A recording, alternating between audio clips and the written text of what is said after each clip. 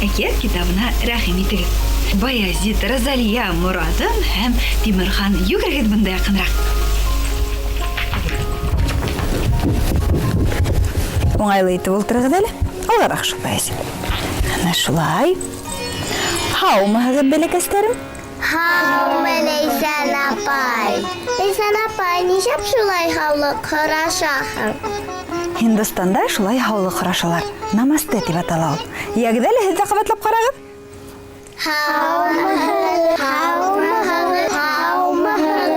Бик шәп эшләнегез. Афарин. Бuna һаулашып беттек. Бүген без һеҙҙең менән Һиндстан тураһында һөйләшәсәкбез. Һиндстан тиһәк, һеҙҙең күҙ алдығыҙға нимә килә? Мин беләм, маймыл. Дөрөҫ, Баязит, маймылдар, һыйырҙар һәм тауис ҡоштар унда изге йәнлектәр булып һанала. Һәм уларға бер кем дә теймәй. Нисек теләйләр, шулай йөрөйләрме?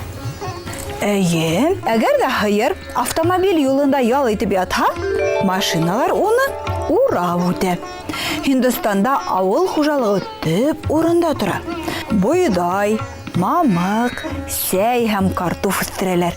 Дөньяның 7 мөғжизәһенең береһе Таж-Мәхәл мәсете Һиндстанда урынлашкан. Ура, шамғыз уйнайбыҙ. Дөрөҫ, Мурадым. Әйдәгеҙ әле, егеттәр, ҡыҙҙар, шахматты шунда таҡтаһына теҙәйек. Аҡтарҙы бер яҡҡа, ҡараларын икенсе яҡҡа. Бына.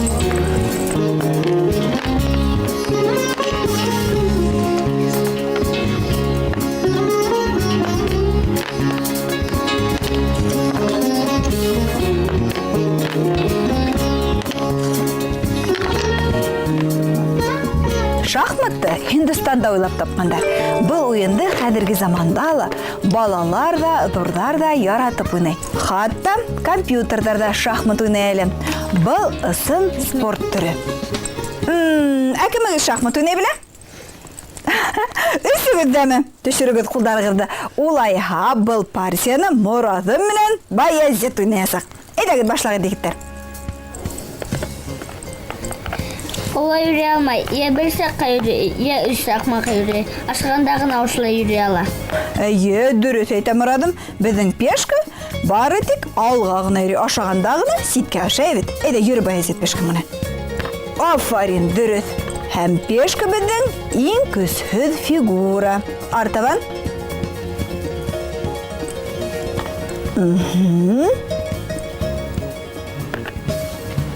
Ашай йөрөй алмай. Ашай йөрөй алмай, Баязит. Ошо пешкаңды һин алға күсерһәң, бына уға юл асыла. Шунан ул йөрөй ала, яраймы? Ниндәй иң көслөһө? Иң көслөһө Ферис. Мин уны менән йөрөйөм. Ферис уңға ла, һуңға ла йөрөй ала. Төрлө яҡҡа, әйбет. Төрлө яҡҡа ла. Бына мин ошонда ултырдым. Эйе, Мурадым дөрөҫ әйтә. Һеҙ уйнағыҙ, егеттәр. Ферис король өсөн иң ҡурҡыныс фигура. Шахматта һәр уйынсының үҙ армияһы. 8 пешкаһы, 2 аты, 2 филе, 2 ладьяһы һәм ферзі була. Иң төп фигура ул Король. Король, дөрөҫ, егеттәр. Ҡалған бөтә фигуралар да уны һаҡларға тейеш. Әгәр дә корольгә һөжүм итһәләр һәм уны ашарға янаһалар, был шах дип атала. Ә инде уға ҡасырға ла мөмкинселек булмаһа, тимәк, мат ҡуялар. Дөрөҫ, егеттәр. Белдем. Шах һәм мат. Уйының исеме шунан алынған. Эйе, дөрөҫ. Уйында кем дә кем үҙенә ҡаршы уйнаған корольға мат ҡуя, шул еңеүсе була. Таҡтаның ҡаршы ситенә барып еткән пешка ферзиға әйләнә. Шулай итеп, шахматта иң мөһиме ҡул-аяҡ түгел, ә аҡыл көсө. Хатта ҡыҙыҡ уйын шахмат. Мине дә өйрәтәһеңме? Өйрәтәм. Егеттәр, һеҙ уйынға мауығып, әкиәт тыңларға онотоп ҡуймағыҙ. Тыңлайбыҙмы? Тыңлайбыҙ. Ә хәҙер мин һеҙгә Раджа менән кәмәсе тигән һинд халыҡ әкиәтен һөйләйәсәкмен. Раджа кем бу? Һиндстанда батшаны Раджа дип йөрөтәләр. Киттек серле әкият иленә сәяхәткә. Борын заманда Һиндстанда бай, кодрәтле бер Раджа гомер һөргән ди. Көндәрдең береһендә Раджа каты авырып киткән. Бөек илдең төрле мөештәреннән һарайга күренекле табиптар килгән.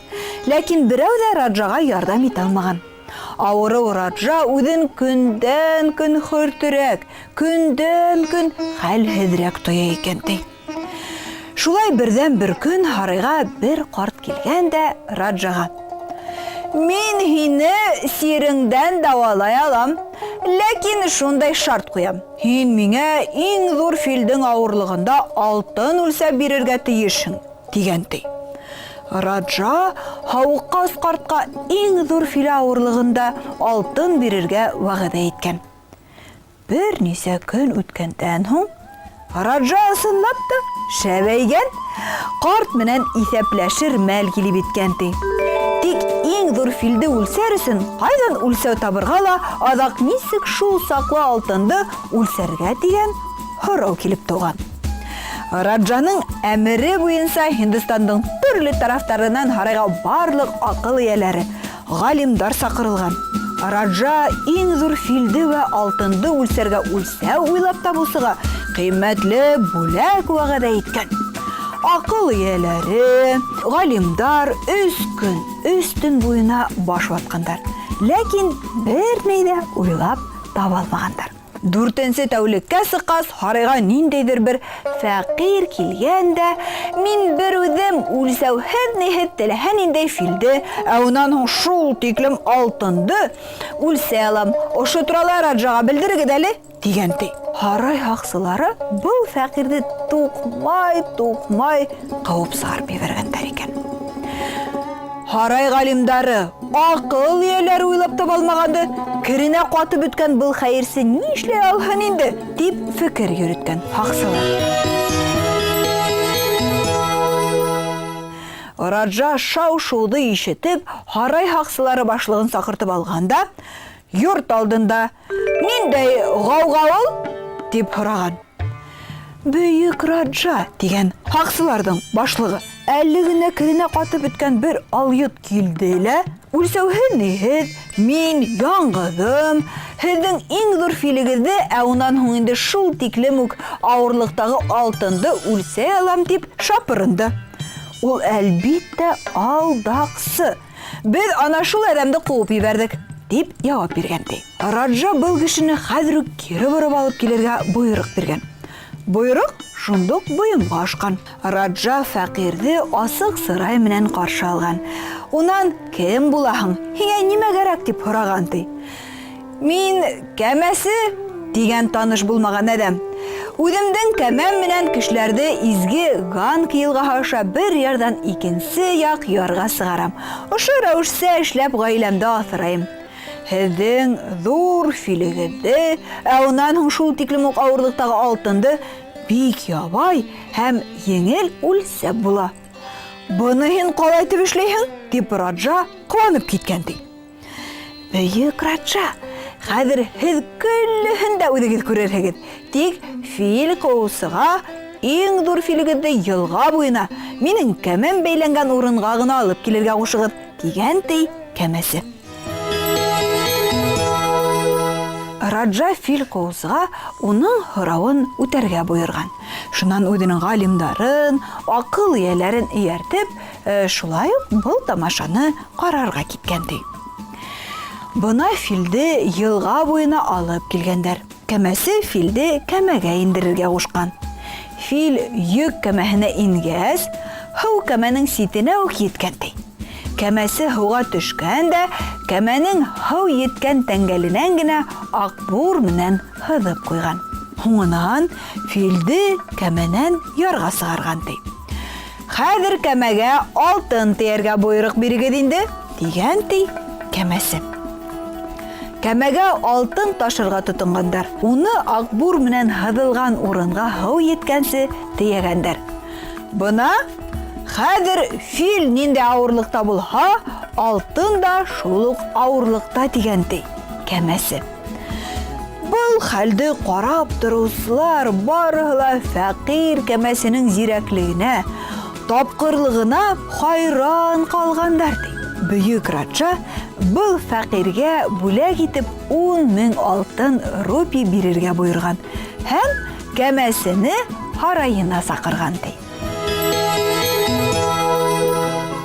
Шулай итеп үсәргә кәмәсе кайдан белде икән? Күзәтүсән, игътибарлы булһаң, күп нәмәгә өйрәнеп була, достарым. Һиндстанда ничек хәл булашалар? Хәзер күрһәтәм. Бuna шулай усты күтәрәләр дә бармактарды кывырлаталар. Бuna усты эргәгезгә генә куйыгыз әле. Кызлар менән шулай хушлашалар. Ә малайдар менән хушлашканда усты гына күтәрәләр.